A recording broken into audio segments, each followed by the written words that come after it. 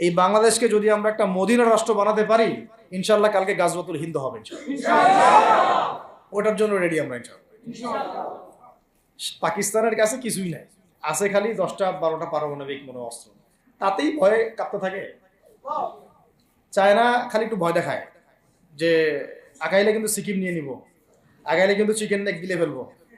চায়নার ওই ছোট ছোট যোদ্ধাদের কাছে যে মাইকটা খায়, আর আমাদের এখানে দেখা যায় যে সীমান্তর মধ্যে একটা একটা কৃষকও যদি সীমান্ত থেকে দূরেও হাল চাষ করে, ওকে গুলি করে মেরে ফেলে। ফেলা নেই, ফেলানির কথা ভুলে গেছেন আপনারা? আমাদের বন্যা, এরকম কতগুলো মানুষকে সীমান্ত হত্যা করে মারা হয়েছে। আজকে গুগলে গিয়ে সার্চ করে দেখেন কতগুলো মানুষকে বিগত 15 বছরে সীমান্ত হত্যা করা হয়েছে। তো এখানে আমাদের স্বাধীনতার প্রশ্ন আসে না, এখানে গণতন্ত্রের কথা আসে না, সার্বভৌমত্বের কথা আসে না, না, বরং তারা ক্ষমতার জন্য ওদের কাছে ইমান বিক্রি করে দিয়েছে। ক্ষমতার জন্য এই উগ্রদের কাছে, মানে উগ্র হিন্দুত্ববাদীদের কাছে ওরা তাদের ইমান, ওদের আমল, ওদের তাকওয়া, ওদের দিন সব বিক্রি করে দিচ্ছে। আজকে ইয়াং ভাইদেরকে আমি খালি কয়েকটা নসিহত করতে চাই, আপনাদের জন্য আসা। আলোচনা অনেক শুনছেন জীবনে, নামাজ রোজা হজ জাকাতের আলোচনা বহুত শুনছেন আলহামদুলিল্লাহ। তো এখনো যদি আপনারা নামাজ রোজা হজ জাকাত তাসবিহ তাহলিল জিকির আজগার কোরআন তেলাওয়াত আখলাক ঠিক করা, মুরব্বীদের পরামর্শ নিয়ে চলা, ওলামা কেরামের সাথে থাকা, এইগুলো যদি এখনো ঠিক না হয়ে থাকে, তাহলে ভাই আপনাদেরকে আমি একদিন সময় দিচ্ছি ঠিক করে নাও। কয়দিন সময় দিলাম? একদিন সময় দিচ্ছি, আপনি ঠিক করে নেন সব। নামাজ ঠিক করে নেন, নিজের গুনাহের জন্য তওবা করেন, হারাম রিজিক থাকলে ছেড়ে দেন, পরিবার না গড়ে থাকলে পরিবার গড়েন, তারপরে রিজিকে হারাম থাকলে ছাড়েন, আপনার সন্তানকে মানুষ করেন, মুহাক্কিক বরেণ্য আলেমদের সোহবতে থাকেন, ওলামায়ে কেরামের সাথে থেকে হাত শক্তিশালী করেন, মাদকের সাথে থাকলে ছাড়েন, গান বাজনার সাথে থাকলে ছেড়ে দেন, যত কবিরা গুনাহ সব ছাড়েন। ছেড়ে নিয়াত করেন যে আগামী যদি আমি 10 বছর বাঁচি 10 বছর, 20 বছর বাঁচলে 20 বছর, 100 বছর বাঁচলে 100 বছর আল্লাহর জন্য ঢেলে দিব ইনশাআল্লাহ। এটা আলোচনা আর আমি নতুন করে করতে যাচ্ছি না, অনেক আলোচনা এগুলো হয়েছে। আলোচনা শুরু হচ্ছে কোথা থেকে? এখন আমাদের কাজ আছে একটা।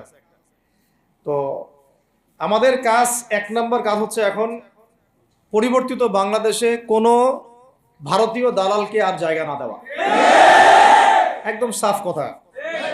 বরং প্রত্যেকটা ডিপার্টমেন্টে যেখানেই তারা লুকিয়ে আছে ঘাপটি মেরে, এই প্রত্যেকটা ভারতীয় দালালকে এখান থেকে বের করতে হবে।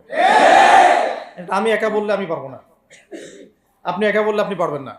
প্রত্যেকটা এই বয়ানের জায়গা, মিম্বর, খুতবা, ওয়াজ মাহফিলের প্যান্ডেল, আমাদের রাজনৈতিক দলগুলো, আমাদের ইসলামপন্থী দলগুলো যেগুলো আছে, সবার ইমারত থেকে আওয়াজটা আসতে হবে। কারণ এরা যদি আর একটা বার সুযোগ করতে পারে, না থাকবে আপনার দেহ, আর না থাকবে আপনার মাথা।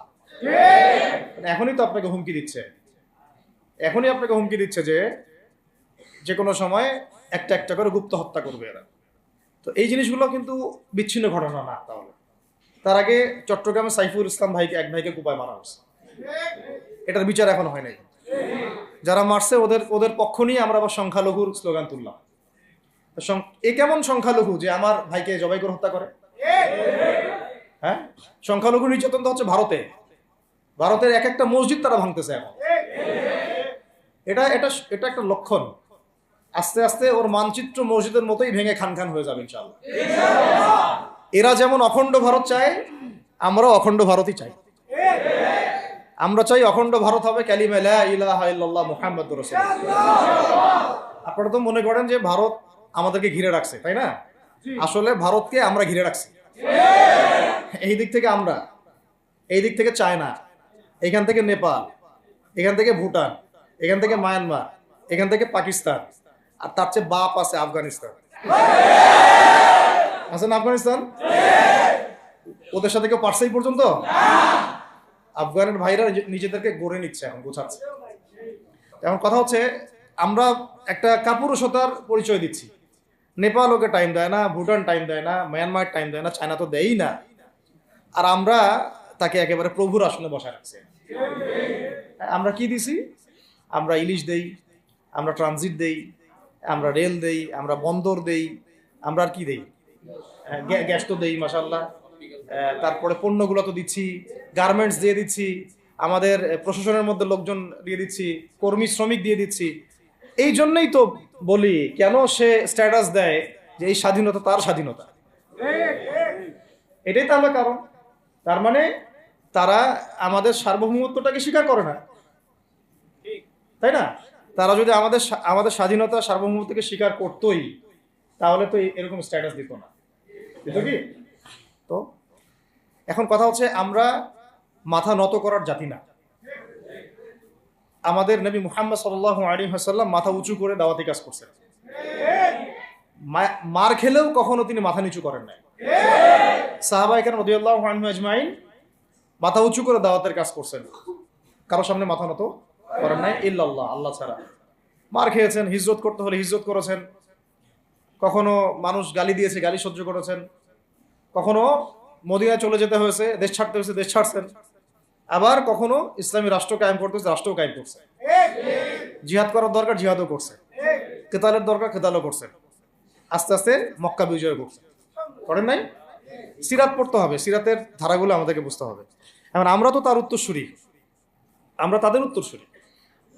প্রথম কথা হচ্ছে, আমরা আমাদের নতজানু মনোভাবটাকে আগে ত্যাগ করতে হবে, এক নাম্বার। আর অতীতের জীবনের যে ভুল ত্রুটিগুলো দ্রুত সংশোধন করতে হবে।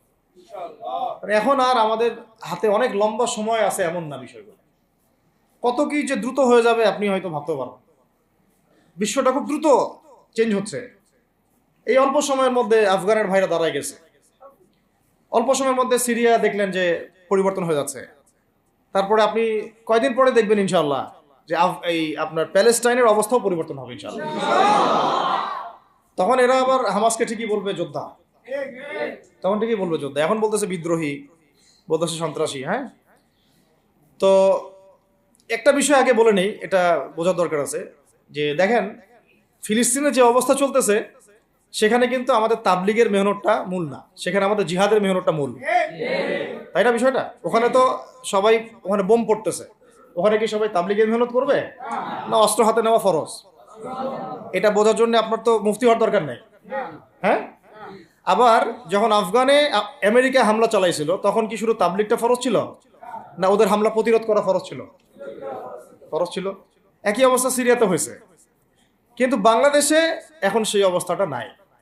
কিন্তু বাংলাদেশে তাবলিগের মেহনত, আমর বিল মারুফ নাহির মুনকারের মেহনত চলবে, মানে তাবলিগের মেহনত, দাওয়াতের মেহনতটা চলবে। যদি যদি কখনো বাংলাদেশে দেখা যায় যে দেশের শত্রুরা বা দিনের শত্রুরা বা উগ্রবাদীরা এই দেশের স্বাধীনতা সার্বভৌমত্বের উপর আক্রমণ করে, তখন কি আমাদের উপরে জিহাদ ফরজ হবে কিনা?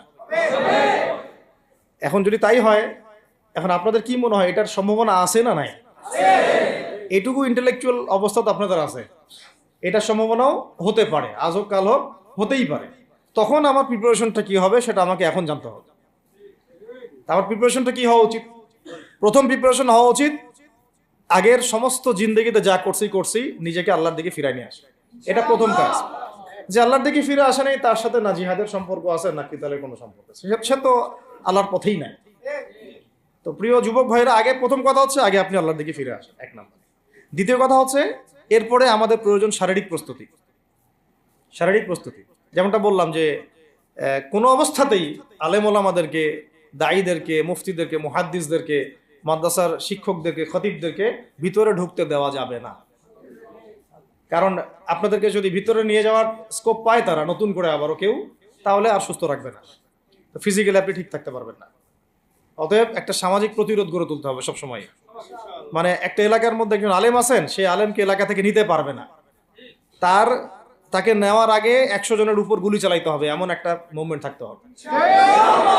প্রতিবাদ না করলে, আপনি বান্দরবনে যান, বান্দরবনের পাহাড়ি এলাকায় গিয়ে কোন একটা পাহাড়ি লোককে উঠাই নিয়ে আসেন, দেখি কত বড় সাহস আছে। আর্মি পর্যন্ত পারে না। কে পারে না? সেনাবাহিনী পারে না। পারে? পাহাড়িরা ওইখানে ঐক্যবদ্ধ হয়ে যায়, ওদের মহিলারা ঝাড়ু নিয়ে সামনে চলে আসে। এই আমাদের বান্দরবনের কথা বলতেছে। ওখানে যে কুকিচিং একটা ফ্রন্ট গঠন করছে সশস্ত্র বিদ্রোহীরা, ওই অংশটুকুকে নিয়ে একটা মাস্টার প্ল্যান আছে ওদের। ওই অংশটুকুতে তারা একটা খ্রিস্টান রাজ্য বা আলাদা একটা পাহাড়িদেরকে নিয়ে একটা রাষ্ট্র প্রতিষ্ঠা করতে চায়। এটা ওদের স্বপ্ন আর কি। এই উদ্দেশ্যে তারা হাঁটতেছে। এবং তারা অস্ট্রেলিয়ান ভাষায় কথা বলে। ওখানে তারা পতাকা বানাইছে, মানচিত্র বানাইছে, এমনকি লাস্ট টাইম আমরা ওখানে গিয়ে শুনলাম যে মুদ্রাও নাকি বানাচ্ছে। মুদ্রা মুদ্রা বুঝতেছেন বিষয়টা কত ডিপ। আমাদের রাষ্ট্রে যে কত সমস্যা, আর জানি না যারা দায়িত্বে আছে তারা কি করতেছে, আসলে কোন দিকটা সামাল দিচ্ছে। অর্থনৈতিক দিকটা দেখবে, না এই পাহাড়ি এলাকার সমস্যাগুলো মেটাবে, নাকি আমাদের মুসলিম উম্মার অভ্যন্তরীণ সমস্যাটা মেটাবে, না শহীদ ভাইদের খবর নিবে, না পঙ্গু ভাইরা যারা পড়ে আছে হাসপাতালে তাদের খবর নিবে? সিনেমা দেখতে বসে গেছে। কোন আক্কেলে সিনেমা দেখেন আপনি? আপনার সিনেমা দেখার সময় কোথায়? আপনার সিনেমা দেখার সময় কোথায়? এই যে যতগুলো ভাই শহীদ হয়েছে তাদের পরিবারের খোঁজখবর নেওয়া লাগবে না? এবং যতগুলো ভাই এখন হাসপাতালে কাতরাচ্ছে তাদের সঙ্গে হাজার হাজার হাজার হাজার ছাত্র ভাই, তাদের চিকিৎসা করানো লাগবে না? যত মানুষকে গুম করা হয়েছে ওদেরকে মুক্ত করা লাগবে না? তারাও তো জানে এটা অন্যায়, এবং যারা করে তারাও বলে এটা অন্যায়। জানে যারা করে তারাও বলে এটা অন্যায়। এবং আমাকেও বলেছিল যে আমি জিজ্ঞাসা করেছিলাম যে আমাকে যদি মানে প্রকাশ্য কোর্টে চালান করে দেওয়া হয় এবং জাতির সামনে বলা হয় যে আমাকে গুম করা হয়েছে, এবং এরপর যদি বলা হয় যে আমাকে গুম করার পরে কোনো রকমের নেগেটিভ কিছু পাওয়া যায় নাই তাই আমরা ছেড়ে দিয়েছি, এই কথাটা কি বলা যাবে কি যাবে না? তারা বলছে যে না, এটা বলা যাবে না, কারণ এই কাজটা তো মানবতা বিরোধী অপরাধ, এটা করলে তো বললে তো সবাই আবার বুঝে ফেলবে। তো এই হলো অবস্থা। ওখানে আমরা বুঝেছি যে বাংলাদেশের প্রশাসনে দুইটা ভাগ আছে। একটা ভাগ হচ্ছে মারাত্মক রকমের ইসলাম প্রিয় এবং দেশপ্রেমিক, মাশাআল্লাহ, আমরা তাদেরকে স্যালুট জানাই, মাশাআল্লাহ। কিন্তু আপনারা ভুল জায়গায় শ্রম দিচ্ছেন, আপনারা ভুল জায়গায় মেধা, শ্রম এবং আপনাদের জীবন নষ্ট করতেছেন। আপনাদের থাকা দরকার ছিল ওলামায়ে কেরামদের সাথে, তাহলে আপনাদেরকে টক্কর দিয়ে কেউ সামনে যেতে পারতো না। আপনারা খালিদ বিন ওয়ালিদ হতে পারতেন আমাদের, আপনারা কিন্তু ওমর ইবনুল খাত্তাব হতে পারতেন। ওইখানে ঢুকে আপনারা শুধুমাত্র দুনিয়ার স্বার্থে সব নষ্ট করতেছেন। আমাদেরকে বলা হচ্ছে হুজুর বদদোয়া করিয়েন না, হুজুর ছেড়ে দিচ্ছেন, আমাদেরকে বদদোয়া দিয়েন না আবার বের হয়ে। আমাদের চাকরি, এটা ডিউটি। এটা এক ভাই আমাকে কোরআন এনে দিয়েছিল, নির্জনতা, তো ওখানে নির্জনতার সঙ্গী হচ্ছে কোরআন, কোরআন এবং নামাজ। তো এক ভাই দেখেছে আমি একটু নির্জন, মন খারাপ বসে আছে, একটা কোরআন নিয়ে এসে দিয়েছে, হুজুর কোরআন পড়েন আপনি, মন ভালো হবে। আরেকজন এসে কোরআন নিয়ে চলে গেছে। কোরআন পড়ে ওখানে যদি আপনি আবার উল্টাপাল্টা কিছু করেন, ওদের নিয়ম নাই কোরআন দেওয়া, কোরআন দেওয়ার কি নাই, নিয়ম নাই। তো এই হলো অবস্থা। কথা হচ্ছে যে এই ভাইদেরকে মুক্ত করাও তো তাদের কাজ ছিল। যে ওলামায়ে কেরামদের একজনের উপরে 3টা 4টা 5টা 10টা করে মামলা এখনো ঝুলতেছে, তাদেরকে মুক্ত করা উচিত ছিল না? আর এই পুরো জুলুমের পিছনে যত জালেম ইনভলভ ছিল তাদেরকে আইডেন্টিফাই করে ভিতরে ঢুকানো উচিত ছিল না? হয়েছে সবকিছু? তো এই জিনিসগুলোর মধ্যে অনেক গ্যাপস আছে। এগুলো যদি এভাবে চলতে থাকে তাহলে আগামীতে আমরা যারা ইসলামিক রাজনীতি করব বলে চিন্তা করতেছি বা ইসলামকে রাষ্ট্র ক্ষমতায় নিতে চাই, আমরাও কিন্তু বেগ পাবো, আর ভালো রকমের বেগ পাইতে হবে। আর বিগত সময় আমরা অনেক ভুল করছি, যেমন মন খারাপ করেন না, এগুলো আমরা ভুল করছি। এই যে আমরা ওদের সাথে জোট করতে গেছি, ঠিক আছে, ওদেরকে আমরা ভাই বোন করার চেষ্টা করছি, আসলে এদের সাথে আর কাফেরদের সাথে কোনো পার্থক্য নেই। সেকুলারিজমে যারা আছে আর কুফার যারা, এদের মধ্যে কোনো পার্থক্য নেই। ওই কালিমা পড়া না পড়ার পার্থক্য, তো বাকি আপনার পিঠে ছুরি এরাও মারবে ওরাও মারবে। আর আমি ছোট মানুষ, ছোট জায়গা থেকে বলতে চাই যে আমাদের যে ওলামায়ে কেরামগণ মাঠে আছেন, যে রাজনৈতিক দলগুলো আপনারা মাঠে আছেন, এবার আপনারা কোনো রুটির টুকরার জন্য লড়বেন না, এবার পুরা রুটি নিয়ে লড়বেন। প্রত্যেক আসনে প্রার্থী দিবেন আপনারা, যেহেতু এর বাইরে সিস্টেম এখন অন্য সিস্টেমে যাওয়ার সুযোগ হচ্ছে না, তাহলে পুরা রুটিটার জন্য লড়তে হবে আপনাদের। আমাদের টার্গেট হচ্ছে এখন একটা ইসলামপন্থী সরকারকে রাষ্ট্র ক্ষমতায় নিয়ে যাওয়া, এটা আমাদের একটা প্রধান টার্গেট। এখন আমাদের এজেন্ডা স্পষ্ট, কোনো গোপন এজেন্ডা নাই। আমাদের কি নাই? কোনো গোপন এজেন্ডা নাই। আমরা চাই বাংলাদেশে এখন একটা ইসলামপন্থী রাষ্ট্র ব্যবস্থা গড়ে উঠুক, ইসলামপন্থী সরকার শাসন ক্ষমতায় আসুক। এটার জন্য আপনাদের সবার ভূমিকা আছে। কেউ কথা দিয়ে ভূমিকা রাখবেন, কেউ লিখবেন, কেউ বলবেন, কেউ যেভাবে হোক আপনাকে ভূমিকা তো রাখতেই হবে। কারো বসে থাকার সুযোগ নেই এখন আর। এই রাষ্ট্রটাকে ইসলামিক রাষ্ট্র হিসেবে গড়ার দায়িত্ব এখন সবার কাঁধে আসছে। আমরা আমাদের জায়গা থেকে বলতেছি, বাকি কাজ কিন্তু আপনাদেরকে করতে হবে। আল্লাহ পাক করার তৌফিক দান করে। আর ইসলামপন্থী ভাইদের আপোষের যে দূরত্ব, এটা কমায় ফেলতে হবে। এই দূরত্ব রাখা যাবে না। ইখতিলাফ আছে থাক, যদি আকীদাগত মৌলিক কোনো পার্থক্য না থাকে, আমরা তো ভাই ভাই। নাকি আমাদের চেয়ে কি মানে সেকুলাররা আমাদের বেশি বড় ভাই? আমাদের চেয়ে কি যে নাস্তিক মুরতাদরা আমাদের বড় ভাই? কমিউনিজমে যারা আছে ওরা আমাদের বড় ভাই? না এই গণতন্ত্রপন্থী যারা একবারে কট্টর ওরা আমাদের দিনী ভাই নাকি? আমাদের তো ভাই, সোজা কথা হচ্ছে ইন্নামাল মুমিনুনা ইখওয়া, ইন্নামাল মুমিনুনা, মুমিন যারা মুমিন মুমিন ভাই, মুমিনে মুমিনে কি ভাই, খালাস। আল মুসলিম ওয়া আখুল মুসলিম, মুসলিমের ভাই কি মুসলিম, খালাস এইটুক। মুসলিম আমার ভাই, মুসলিম আমার ভাই। এখন যারা এদেশের রাষ্ট্র ক্ষমতায় ইসলামকে চায় না তারা আমাদের ভাই না। সে যে কোনো নামে আসুক, এক্স ওয়াই জেড, দেখার দরকার নেই। এক্স নামে আসুক, ওয়াই নামে আসুক, জেড নামে আসুক, যারা রাষ্ট্র ব্যবস্থা ইসলামকে চায় না তারা আমার ভাই, খালাস, সোজা কথা। এখন রাষ্ট্র ব্যবস্থা ইসলাম চায় যে ভাইরা আমাদের, ওই ভাইদেরকে একসাথে থাকতে হবে। আল্লাহর কসম করে বলতেছি, ইনশাআল্লাহ যদি এই ভাইরা আমরা একসাথে থাকতে পারি, এর সাথে আমরা দায়ীরা, তালেবে ইলমরা এবং আপনারা তো যুব সমাজ আছেন, আমাদেরকে টক্কর দিয়ে বাংলাদেশের রাষ্ট্র ক্ষমতায় কেউ যাইতে পারবে না ইনশাআল্লাহ। সবাইকে ভূমিকা রাখতে হবে। এখন অন্য আলোচনা চেয়ে এই আলোচনাটাই বেশি দরকার। অন্য আলোচনা অনেক শুনছেন জীবনে, এখন বাংলাদেশের দরকার একটা ইসলামপন্থী রাষ্ট্র ব্যবস্থা। এর বাইরে কোনো আলাপ নাই। এখন এটা প্রতিষ্ঠা করার জন্য কি করতে হবে সেটা ফিকির করা না। তো কি করতে হবে বলেন? প্রথম কথা হচ্ছে আমাদেরকে আগে বৈশ্বিক জালেমদেরকে চিহ্নিত করতে হবে। পুরো বিশ্বে কারা জালেম এটা কি চিন্তা করা বাকি আছে? পুরো বিশ্বের সবচেয়ে বড় জালেম যে পশ্চিমারা, সবচেয়ে বড় জালেম ইসরায়েল, সবচেয়ে বড় জালেম আমেরিকা, এটা চিন্তা কি আপনার বাকি আছে? এই কথা বলতে যে ভয় পায় তার তো নবীর ওয়ারিস হওয়ার দাবি করা উচিত না। এটা খোলামেলা, এটা সবাই জানে। সারা বিশ্বের জুলুমের কারখানা হচ্ছে ইসরায়েল। মানুষ ত্রাণ নিতে গেলে পর্যন্ত সেখানেও বোম্বের মানুষ হত্যা করছে। আমরা এটা দেখার মতো আর সাহসী নাই। অনলাইনে এগুলো আমার দেখতে গেলে যে বাচ্চাদের অবস্থাগুলো আমাদের চোখের সামনে আসে, আমি স্কিপ করে চলে যাই। হয়তো কতটুকু দোয়া করতে পারি আল্লাহই ভালো। দোয়া করে কি করব? আমার দোয়ার তো তার দরকার নেই। আমার দোয়ার তার কি দরকার? আমাদের মতো পাপী মানুষের দোয়া দিয়ে তার কি হবে? এখানে তো স্পষ্ট যে পুরো বিশ্বের জুলুম জালেমের শক্তির কেন্দ্রস্থল কোনটা, সেখান থেকে সব মাস্টার প্ল্যান হচ্ছে। আর যদি ওই ইসরায়েল, ওই আমেরিকার কোন সেবা দাসকে আমরা ক্ষমতায় নিয়ে আসি, আমাদের ভুল হবে না? ছাত্র ভাইরা এই ভুলটা করছে। ছাত্র ভাইরা ভুলটা করছে কারণ আপনাদের দিনের জ্ঞানের বুঝের কারণে করছে, বুঝের অভাবের কারণে করছে। ঠিক আছে, ঠিক আছে। এখন যে মানে সম্ভাবনা শেষ হয়ে গেছে এমনও না। এখন সবাই প্রতিবাদের ভাষায় কথা বলতে পারে। একটা রেভলিউশন ঘটানোর মতো সিচুয়েশন বাংলাদেশে আছে। অন্তত পক্ষে আমাদের ভাইদের মধ্যে আমরা দেখেছি, ছাত্র ভাইদের মধ্যে সাহস তো মাশাআল্লাহ অবশ্যই আছে, ডেডিকেশন আছে, জীবন দেওয়ার মানসিকতা আছে। তাদেরকে খালি নার্সিং করতে হবে, জীবনটা যেন ভুল পথে না যায়। এখন আবু সাইদের রক্তের উপর দাঁড়ায় যদি কোনো সেকুলার ক্ষমতায় আসে, তাহলে এটা আবু সাইদের রক্তের সাথে গাদ্দারি হচ্ছে।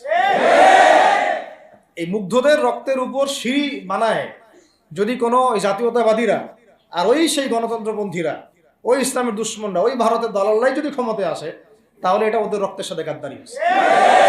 এই গাদ্দারির মাফ হবে না। এইটা পলাশির যুদ্ধের চেয়ে বড় মীর জাফরি হয়েছে, এটা ৭১-এর চেয়ে বড় রাজাকারী হয়েছে।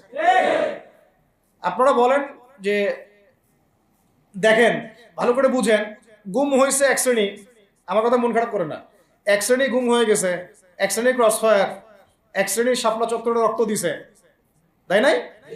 এক শ্রেণী ওলামায়ে কেরাম মামলা নিয়ে ঘুরে বেড়াচ্ছে মাথার উপরে, এক শ্রেণীর ছাত্র ভাইরা রাস্তায় শহীদ হলো, আর এক শ্রেণীর ছাত্র ভাইরা পঙ্গু হয়ে হাসপাতালে বেডে পড়ে আছে। ক্ষমতায় গেছে কারা? নতুন এক শ্রেণী।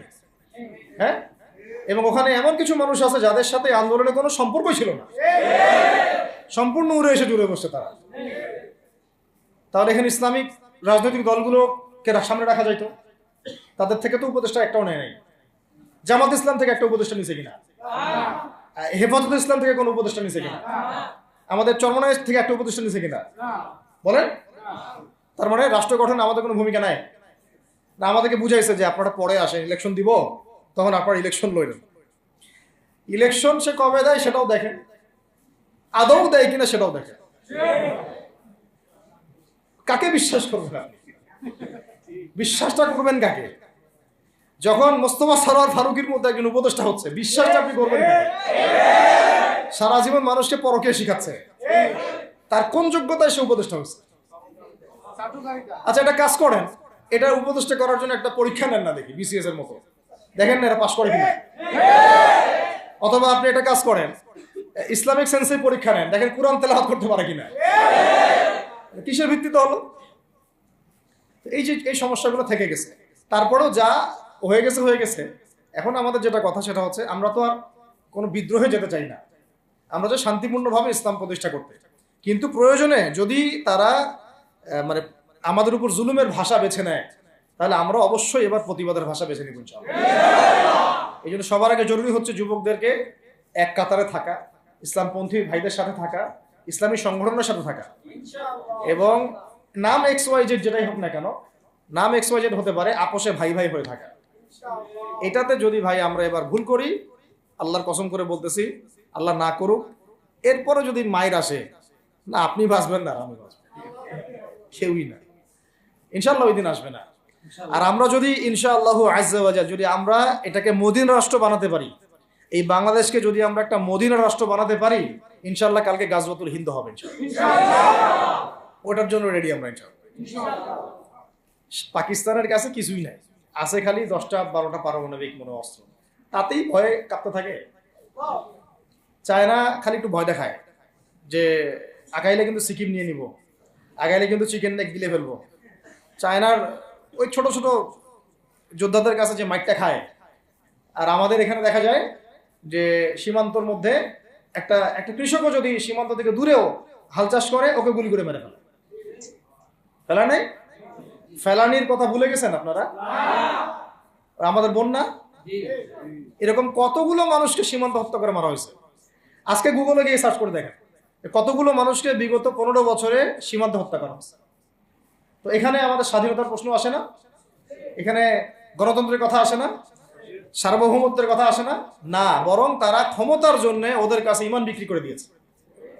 ক্ষমতার জন্য এই উগ্রদের কাছে, মানে উগ্র হিন্দুত্ববাদীদের কাছে ওরা তাদের ইমান, ওদের আমল, ওদের তাকওয়া, ওদের দিন সব বিক্রি করে দিচ্ছে।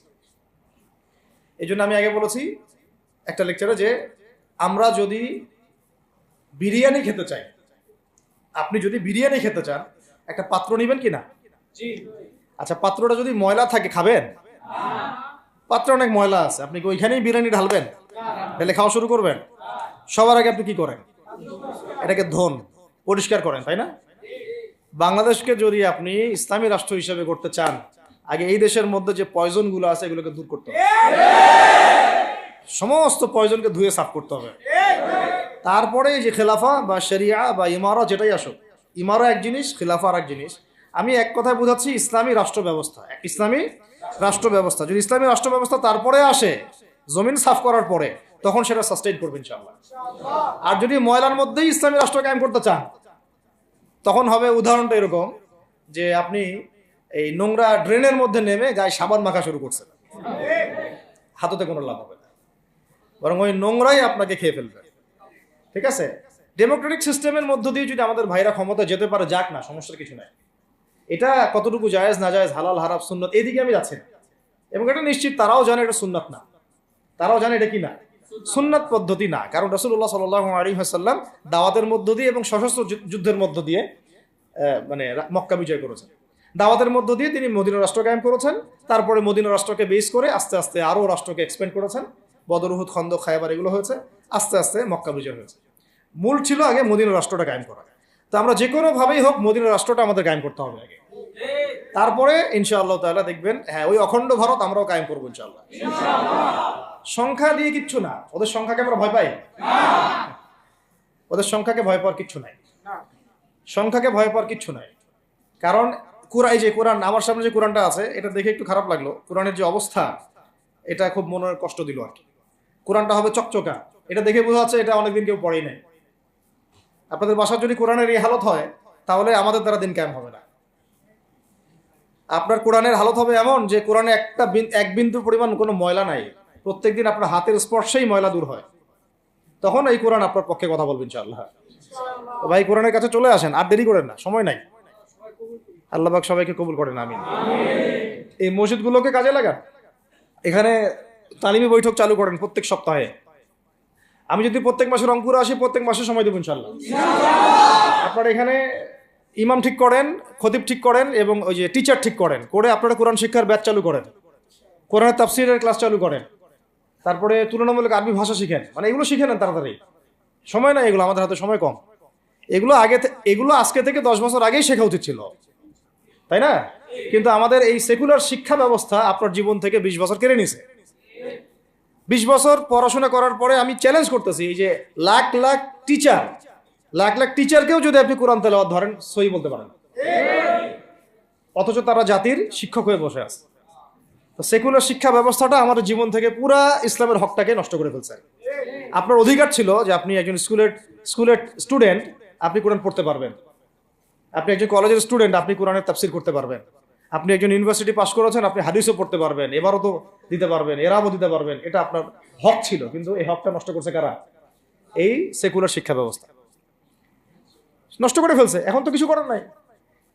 তো এটাতে আমাদের দোষ কি? আমাদের দোষ হচ্ছে আমরাই তো তাদেরকে ভোট টোট দিয়ে উপরে উঠেছিলাম। আমাদের বাপরা উঠাইছে, আমাদের বাবারা উঠাইছে, তার বাবার উঠাইছে। আমরা তো ওই সময় ইনসাফ করি নাই, ফল আমাদেরকে ভোগ করতে হয়েছে। আপনি এই প্রসঙ্গটা দুটো কথা বলেই ফেলেন, নাহলে আমি মানে হকাদায় হয় না। একটা মুসলিম ঘরের ছেলে, তার অধিকার নাই প্রাইমারি স্কুলে গিয়ে সে কোরআন শিখবে? আচ্ছা, আমাদের মৌলিক অধিকার কি? খাদ্য, বস্ত্র, বাসস্থান, শিক্ষা, চিকিৎসা, 5টা বলি না? তো কোরআন আমার মৌলিক অধিকার না? মুসলিম পরিবারের সন্তান আমি, কোরআন আমার মৌলিক অধিকার না? তারপর প্রাইমারি স্কুল আপনাকে শিখায় নাই, হাই স্কুল আপনাকে শিখায় নাই, এমনকি কারমাইকেল শিখাইছে আপনাকে, বেগম রোকেয়া বিশ্ববিদ্যালয় শিখাইছে, এরাও শিখায় নাই। এমনকি বিসিএস ক্যাডার হচ্ছেন কোরআন ছাড়াই, ডক্টর হচ্ছেন কোরআন ছাড়াই, ইঞ্জিনিয়ার হচ্ছেন কোরআন ছাড়াই। এমনকি শিক্ষা কমিশন গঠন হচ্ছে, ওই কমিশনের লোকদেরও কোরআনের জ্ঞান নাই। টকশোতে এসে আবার ঠিকই পটর করে, কোরআনে পড়তেও পারে না, টকশোতে এসে পটর করে। এই তো বিগত 10 বছর তো টকশোর বছর ছিল, খালি টকশো, দেখেন নাই? আলোচনা। একটা ন্যারেটিভ তৈরি করা হচ্ছিল, ইসলাম নিয়ে যারাই কথা বলবে এরাই জঙ্গি, এরাই মৌলবাদী, এরাই সন্ত্রাসী। হ্যাঁ, তো কিভাবে মানুষের ব্রেন ওয়াশ করা হয়েছে। আমি আসলে অবাক হয়ে গেছি এই ঘটনাটাতে, জুলাইয়ের ঘটনায়, যে যুব সমাজকে ধ্বংস করার জন্য তারা 20 বছর ঢেলে দিছে, ওই যুব সমাজই তাদেরকে পিটাই বের করছে। আল্লাহ পাকের কি পরিকল্পনা! আপনাদেরকে ধ্বংস করার জন্য 20 বছর ধরে তারা সিলেবাস কারিকুলাম করছে।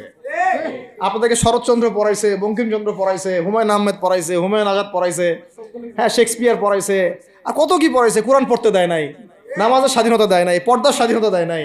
আমাদের বোন পর্দা করে পরীক্ষা দিতে গেছে, নেকাব খুলে ফেলা হয়েছে, কি করে নাই। কিন্তু ওই ছাত্র জনতার হাতেই পিটানি খাইতে হয়েছে। আল্লাহ পাকের দেখছেন কি একটা মিরাকেল, আল্লাহ পাকের কি মানে কুদরত, ক্যারিশমা। ঠিক কিরকম হয়েছে জানেন?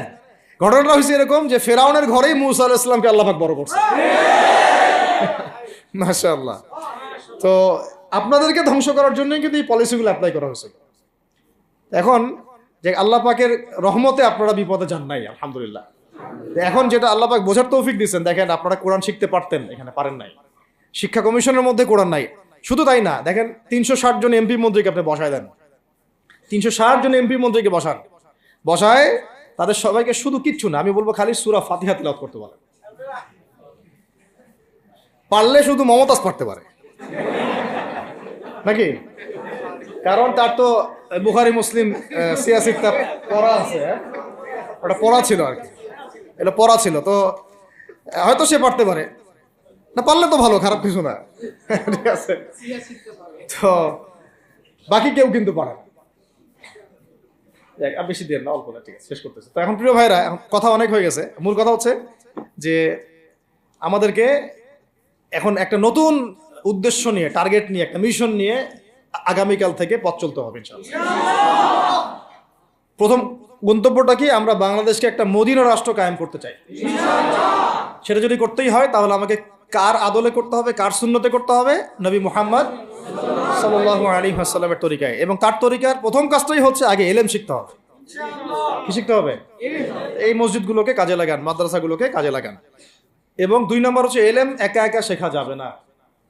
ইলম একা একা শেখা যাবে না। 20 বছর তো আপনি একা পড়াশোনা করেন নাই, প্রতিষ্ঠান ছিল, ওস্তাদ ছিল, তাই না, টিচার ছিল, আপনার একাডেমিক কারিকুলাম ছিল, ঠিক ওইরকমই দিনের ইলমও একা একা শেখা যাবে না, ওস্তাদ লাগবে। এবং আলহামদুলিল্লাহ আমাদের বাংলাদেশে ওস্তাদদের অভাব নাই, আলহামদুলিল্লাহ। প্রত্যেক জেলায় জেলায় উপজেলায় সব জায়গাতেই মুহাক্কিক বরেণ্য আলেমগণ আছেন, আলহামদুলিল্লাহ। আর আপনি খুঁজে বের করবেন কে মুহাক্কিক আলেম।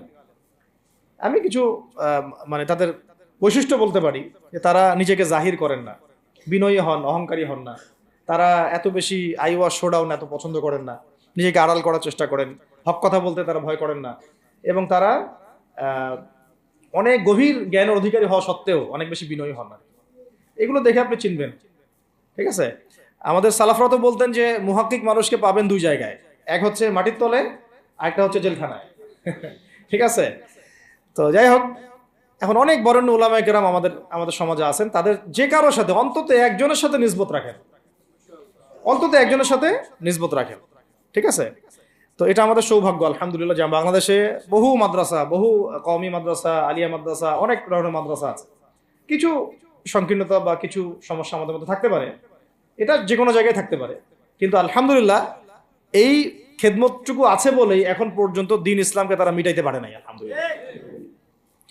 তো এলেম শিখবো এক নাম্বার, দুই নাম্বার হচ্ছে এলেম মুহাক্কিক কোন আলেমের সোহবতে শিখবো, একা একা শিখবো না। তিন নাম্বার হচ্ছে যা শিখবো আমলে নিয়ে আসতে হবে। কি বললাম? যা শিখবো আমলে নিয়ে চলে আসতে হবে, ফেলে রাখা যাবে না। আল্লাহ আমাকে তৌফিক দেন, আপনাদের সবাইকে তৌফিক দান করেন। 4 নাম্বার সময় কাজে লাগাইতে হবে, সময় কাজে লাগাইতে হবে, কোনো অবস্থাতেই আর হেলায় ফেলায় সময় নষ্ট করবো না, আমিও করবো না ইনশাল্লাহ, আপনারাও করবেন না ইনশাল্লাহ। 5 নাম্বার হচ্ছে নিজের প্রতিভাকে খুঁজে বের করবেন। সবাইকে আল্লাহ কিছু না কিছু প্রতিভা দিয়েছেন, প্রতিভা খুঁজে বের করে ইসলামের জন্য কাজে লাগান। 6 নাম্বার হচ্ছে যাদের রিজিক হালাল তাদের তো আলহামদুলিল্লাহ কোনো সমস্যা নেই, যাদের হারাম রিজিক আজকে ছাড়তে হবে। কোনো সুদের সাথে সম্পৃক্ত থাকা যাবে না, কোনো ঘুষ, কোনো দুর্নীতি, কোনো মাপে কম দেওয়া, কোনো হারামে আমি খাবো না, আমি কোনো হারামের কাছে যাব না। আর উত্তরবঙ্গের বড় বড় ফেতনাগুলোর মধ্যে এই সুদী এনজিওদের ফেতনাও আছে, কাদিয়ানিদের ফেতনাও আছে, তাই না। তারপরে আপনার এই যে ইসাই মুসলিমদের একটা ফেতনা আছে না, একটা ফেতনা আছে। তারপরে এই আপনার বিড়ি ফ্যাক্টরি, তামাক ফ্যাক্টরির এগুলা ফেতনা আছে, হারাম খাবার। আবার নতুন করে ইসকনের ফেতনাও উত্তরবঙ্গে দেখা যাচ্ছে। তো এই ফেতনাগুলোকে চিহ্নিত করে আপনাকে বেঁচে থাকতে হবে এবং রিজিকটাকে হালাল করে ফেলতে হবে, ঠিক আছে। এর পাশাপাশি হচ্ছে 6 নম্বর বলবো যে পরিবারগুলো গড়ে তুলতে হবে। প্রত্যেকটা পরিবার হবে একটা দুর্গ, মানে আমার পরিবার হচ্ছে আমার একটা ইসলামিক রাষ্ট্রের মতো। এই পরিবারের মধ্যে অন ইসলামিক কোনো কাজ চলে না। পরিবারের মালিক কে? আমি না? এখানে কি রাষ্ট্র আমাকে হস্তক্ষেপ করতে পারবে? তা আমার পরিবার আমার কন্ট্রোলে চলবে, একদম ইসলামিক অনুশাসন অনুযায়ী চলবে, ডানে বামে নড়তে পারবে না। এভাবে আপনাকে শক্ত থাকতে হবে। 7 নম্বর হচ্ছে এখন থেকে তাবলীগের কাজ সবাইকে করতে হবে। কতটুকু করবেন? যতটুকু আপনি জানেন, যতটুকু আপনি জানেন। যেটা জানেন না ওইটা নিয়ে কথা বলার দরকার নেই। আর সমাজে কিছু ইখতিলাফি মাসালাগুলো আছে যেগুলোকে নিয়ে কিছু মানে মোটা বুদ্ধির মানুষেরা আর কি মসজিদগুলো ভাগ করে ফেলে, ঠিক আছে। এই পাল্লায় পড়া যাবে না। ইখতিলাফি মাসালাগুলো সাহাবীদের যুগ থেকেই ছিল, এগুলো নিয়ে মতবিরোধের সুযোগ নাই। এটা তার কাছে এই মাসালাটা অথেন্টিক মনে হয়, সে আমল করতেছে, করুক। আমার কাছে এই ফিকহের আলোকে এটা বেশি অথেন্টিক মনে হয়, আমি এটা আমল করতেছি। এগুলো নিয়ে কোনো রকমের আর দ্বন্দ্বে যাবেন না। বরং আমরা এখন ঐক্যবদ্ধ হব কিসের ভিত্তিতে? আমরা ঐক্যবদ্ধ হব আকীদা, আমল এবং মানহাজের ভিত্তিতে। আমাদের আকীদা আহলুস সুন্নাহ ওয়াল জামাআর আকীদা থাকবে, আমল থাকবে সাহাবীওয়ালা আমল, এবং মানহাজ থাকবে আমরা সালাফদের আদলে বাংলাদেশে দিন কায়েম করতে চাই, খালাস। আর যারা দিন কায়েমের কথা বলবে না ওদের সাথে আমার ঐক্য হবে না। কি হবে? দিন কায়েমের কোনো ফিকির নাই, তার সাথে আমার ঐক্য হবে কিভাবে? তার ফিকির আছে শুধু মসজিদ নিয়ে আর অন্য কিছু নিয়ে, তার দল নিয়ে বা তার মানে আরো তো আছে অনেক কিছু আর কি, এইগুলো নিয়ে। তো ওইগুলো বাদ দিলাম। এই আমর বিল মারুফের কাজ সবাইকে করতে হবে এবং একই সাথে সবাইকে এখন থেকে প্রতিবাদী হতে হবে, অন্যায় নিষেধ করতে হবে। এলাকায় অন্যায় হতে দিবেন না আপনারা। এলাকার মধ্যে জুয়া খেলবে কেন? আপনারা প্রতিবাদী হবেন। এখানে গাঁজা খাবে কেন? আপনি প্রতিবাদী হবেন। মাদকের আকারা হবে কেন? আপনারা প্রতিবাদ করবেন। এখন তো আপনি পুলিশ প্রশাসনের অপেক্ষায় বসে থাকার সময় নাই তো এখন আপনার। একজন নেককার, মুত্তাকি, পরহেজগার মানুষ প্রত্যেকটা এলাকায় থাকা দরকার। আপনাদের মধ্যে একটা জামাআ বা কমিউনিটি থাকা দরকার, মানে একটা অ্যাসোসিয়েশন থাকা দরকার, যারা ওই এলাকাকে সংস্কারের কাজ করবে ইনশাআল্লাহ। অথবা বৃহত্তর সংগঠন যেগুলো আছে বাংলাদেশে, তাদের অঙ্গ সংগঠন হিসেবে আপনারা কাজ করতে পারেন। আল্লাহ পাক তৌফিক দান করেন। মানে একটা চেইন অফ কমান্ড গড়ে তুলতে হবে দেশব্যাপী। এটা অলরেডি আছে, এবং নতুন করেও যদি কেউ চায় যে আমি কিছু অ্যাসোসিয়েশন করব যেটা আমরা বিল মারুফের কাজ করবে, নেহির মুনকারের কাজ করবে, তাহলে এটাও করতে পারেন ইনশাআল্লাহ। আর এর সাথে আমি বলবো যে আমাদের জান, মাল, সময়, শ্রম, কয়টা কথা বললাম? জান, মাল, সময় এবং শ্রম। জান, আমাদের মাল, আমাদের সময়, আমাদের শ্রম, এই চারটা জিনিসকে আল্লাহর জন্য ওয়াকফ করে দিতে হবে। দুনিয়াতে মুসাফির আমরা, দুনিয়াতে কি আমরা মুসাফির, আমাদেরকে পাঠানোই হয়েছে আল্লাহর ইবাদত করার জন্য। এবং শুধু একাই ইবাদত করবো কেন, আমি কি স্বার্থপর? আমার পরিবারটাও করতে হবে। এবং শুধু পরিবার কেন করবো, আমার সমাজটাও করতে হবে, আমার রাষ্ট্রটাকেও করতে হবে। কারণ রাষ্ট্রীয় কাঠামোতে ইসলাম না থাকলে আমি সমাজ চেঞ্জ করতে পারবো না। সহজ কথা, সব কথা কিন্তু ওই গোড়াতে গিয়ে ঠেকতেছে। কারণ রাষ্ট্র ব্যবস্থায় যদি ইসলাম না যায়, রাজনীতির মধ্যে ইসলাম যদি না যায়, এবং একটা ইসলামিক শরিয়া ভিত্তিক বা ইমারা ভিত্তিক রাষ্ট্র যদি কায়েম না হয়, এই শব্দগুলো হয়তো তারা বুঝে না, মানে ইসলামী একটা রাষ্ট্র ব্যবস্থার কাঠামো যদি না থাকে, তাহলে আপনি ব্যাংকিং সিস্টেমকে সংস্কার করতে পারবেন না, সুদের মধ্যে সংস্কার আনতে পারবেন না, শুধু এনজিওর বিরুদ্ধে আপনি কোনো পদক্ষেপ নিতে পারবেন না, আপনি সমাজের এই যে ফাসাদ, নোংরামি, এগুলো বন্ধ করতে পারবেন না, আপনি এই যে কাদিয়ানি মতবাদের বিরুদ্ধে কিছু করতে পারবেন না, ওদের অর্থনৈতিক ডানা আপনি কাটতে পারবেন না, ওদের পলিটিক্যাল সাপোর্ট আপনারা কাটতে পারবেন না। তারপরে ওই জায়গায় ইসলাম না গেলে এই সাংস্কৃতিক আগ্রাসনগুলো কাটাতে পারবেন না।